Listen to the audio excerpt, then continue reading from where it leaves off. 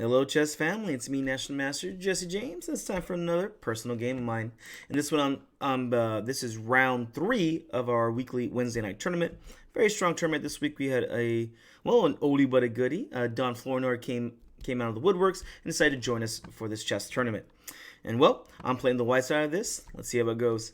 I played Don for many years, at least when he comes in and out, like I said. And he's a very, very aggressive chess player. So I pretty much was expecting him to play some crazy stuff.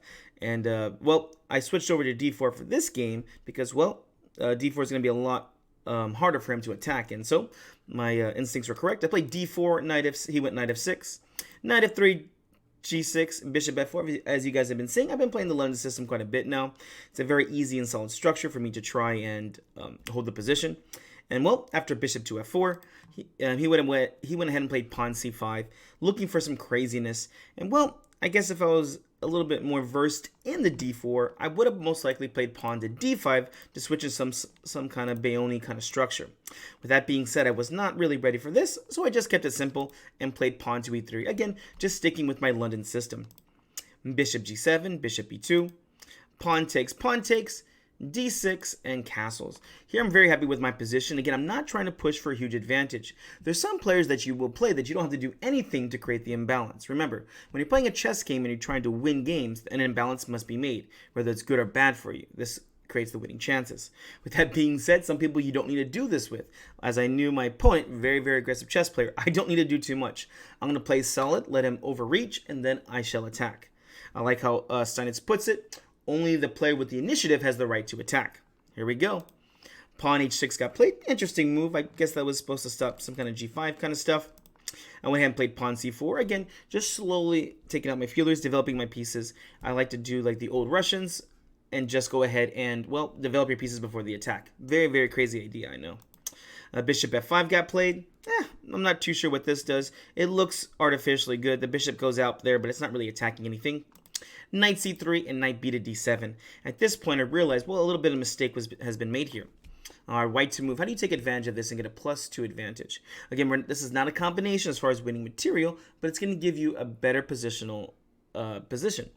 What do you do here? Again, I do encourage you to push pause. Here, the simple move, knight to h4, looking to eye and win this light square bishop. And there really is nowhere good for this bishop to go. And so, here comes the fireworks, as I pretty much anticipated. He went ahead and played pawn to e5. And things can get quite messy here if you're not paying attention. With that being said, I like to keep it simple. There's no need to go into these crazy positions, as it only helps the person who is in a worse position. I just went ahead and played bishop e3 here. With those who are looking at this might say, yeah, let's go ahead and grab it right away. Knight takes on f5, g takes on f5. The bishop's now attacked. Maybe now I should take on e5. Pawn takes, bishop goes back somewhere. You have to be careful because, these pawns can be a little bit menacing here, and it is giving him some kind of initiative. With that being said, again, I don't want to go into any of these kind of ideas. I just played bishop e3. If he takes, then I take. He went ahead and played pawn h5. A very interesting idea. It looks like here he wants to play the knight to g4 here and put pressure on the knight and maybe start a kingside attack. All right, here I was able to find the weakest square. And I encourage you in your games to always be looking for these weaknesses. Again, one of the things I always like to preach to my students is find a weakness and then attack it. The hardest part for many chess players is to find the weakest square, or maybe it's even a pawn, or maybe it's even a piece. Here I was able to identify the bishop, but now there's a new weakness in this position. Can you find out what it is? After you find out what it is, it's not enough just to know what it is. Now you have to attack it. All right, hopefully you figured out the first part. Where's the weakest square? It's actually this d6 square right here. It's backwards. Of course, taking here on e5 will only help him out because, knight takes e5 can give a knight a good position, or d takes e5 can make it good too. So how do we attack this d6 square? Very simple. Knight to b5. It's actually very hard to defend this square. Even computer here is just saying, you know what, just go ahead and castle and call it, because even if you do try to defend this, let's say with the bishop to f8, I will win the square either way. I could play d takes on e5, and yes, I guess the knight can take on e5, but now knight takes f5 gives some weird double pawns over here. So if he tries to keep the pawns together, something like d takes on e5, now I have won this d6 square because it has opened up my queen. All right, again, he went for the sharpest line here as I anticipated. He went ahead and played knight to e4, and here just cleanup job. Knight takes, pawn to f3. Here, I'm simply trying to remove the knight from defending the square, which forces him to play pawn to a6. I take on e4. He takes on b5. And here I did take a second. Which way should we continue here? Should we try to grab on f5, e5, b5? So many pawns hanging here. Which one should we take? Hopefully this isn't too hard for you. You could take on b5 here, although I want to attack my opponent because, well, the attack is starting to come on my side. Here I went ahead and played rook takes on f5 here. Of course, if the pawn takes, bishop takes, you can see the c4 square is going to allow me to put pressure on the f7 pawn. He played the move that I thought he'd play. He played queen to b6, a nice little pinning idea. Unfortunately, there's a nice kind of refutation idea here. White to move. Let's push him back again. What do you play here to start pushing back your opponent? All right, hopefully you found it. Here, it's really hard to try and defend this pawn, so let's go ahead and sacrifice it, if you will. Pawn to c5 got played, and this is not a free pawn. He went ahead and took, and then realized, well, you can't take back, and he makes a little bit of a blunder here and plays queen g6. One of the reasons why I think he made this kind of blunder was because, well, I had already calculated from around here that queen b6 could get played, and I already had seen the next move I was going to do. So these next moves I played in pretty fast. And when he played queen b6, I instantly played pawn to c5. And this kind of shook him, and he played even faster here. Mind you, these are game 90 with 5-second delay, so there's no need for him to go crazy and play fast here. Mind you, it is a bad position, but, you know, this just went ahead and ended the game even abruptly as it already was going to end. Pawn takes, queen goes to g6, and a quick little test right here. Why is knight takes c5 losing? Hopefully you see it. It's not too hard. Here there's a few ways to do it, but here we see that he is in a pin. So what do you do with the pin piece? Add pressure. Here b4 will win the piece. Rook c1's a good way too, because even though they may try to defend with something like rook c8, b4 will still get played. And with this pin, there's just nothing good to offer here. So here we played the queen to g6 instead after this. And well, there was two winning moves here, and I went ahead and chose the one that was at least easier for me, although computer does not like this move at all. What would you play in this position? Again, this is the winning position, so there's many good moves here for you to play as white. It's kind of hard to find a bad move in this position. But what would you play here? All right, I'm going to go through the top 5 for the computer. Computer likes bishop takes b5, and I don't disagree with them. What is more natural? I looked at this move first, and I ended up not choosing it because of castles here. With that being said, the computer was so mean here to me that, well, at least to Don, that I wish I had calculated a little bit further. Here, after this, pawn to c6 gets played, and all of a sudden you just realize this cover for the king is just gone, and well, it's plus 10 at this point. There's really nothing good for him to do.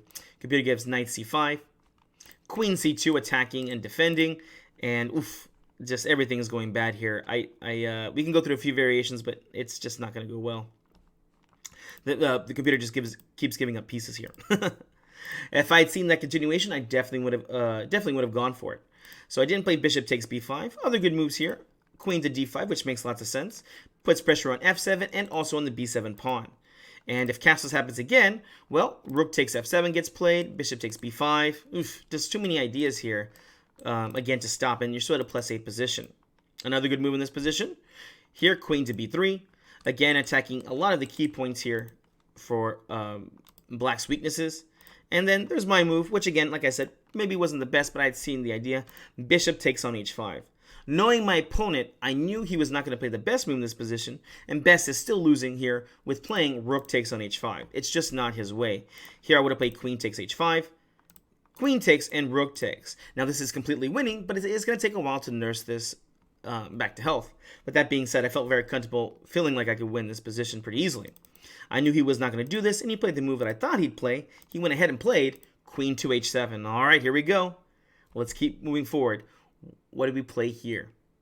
Bishop takes f7 check, king to d8. And here I'm very proud of this move. This is the best move in the position. Can you find the move to make your opponent, well, lose the game very fast here? White to move. I encourage you to push pause and see if you can find the best move. All right, guys, like I said, there's many winning moves here, so we'll take a look at a few of them. Here, computer is giving, well, I'm not going to give the best move, which is the one I played. Here, computer is giving pawn to c6 here. Very nice move here. Very, very forced. We're threatening to win over here on d7. Queen takes on h2 check is not even an idea, which is kind of the idea that I do over here. And, well, after queen takes h2 check, king f1, queen h1 check, bishop g1, there's nothing better here. Oof. Yeah, here the queen cannot go back, and well, you pretty much have to take. And after that, bishop e6 gets played. Again, this is just winning tactics. Rook to a7, queen to g4. A good idea. White's just winning with the attack, but mine was a little bit more precise. Another idea here you could try to win. Bishop to g5 check, king to c8. And again, we see this c6 idea. And again, we see that queen takes h2 is just not winning. What was the best move here in the position? Well, I guess you could pretty much guess it now. Here you just go ahead and play bishop to e6, just attacking the knight and saying, you know what, you can take on h2. Don looked at this for a second and then just took the pawn on h2 real fast. I played king f1. Now it's force mates in every variation. It says force mate in 7 at least with 5 if mistakes are made. And, well, at this point, he just went ahead and resigned. Here, there is no good way to defend on d7 here, and checkmates are right around the corner. Again, the best he can do is just give some checks up. With queen h1 check, bishop g1, and, well, here the king just starts running. They don't even suggest queen takes g1. I mean, after king takes, d7 will be falling. I was very happy to have found this move, this whole puzzle-like kind of position, which is, you know what, it's okay to look at your opponent's threats or be afraid of them, but do not stop calculating. It's one of the things I learned from one of my chess coaches, Bobby Cooley. He would always be saying, just keep calculating and look at the positions. Never give up, never stop calculating. And I've really taken that idea to heart. And without him telling me that, I'm not sure if I would have been able to find this whole idea. You know, I would like to think that, but I definitely don't think I would have gotten to it as fast as I did in this game. Well, guys, I hope you enjoyed this. Bishop e6 exclam. Remember, a check. It's not winning if you don't have enough pieces to attack. Remember, queen cannot checkmate by herself. Hope you guys enjoyed this. We'll see you in the next one.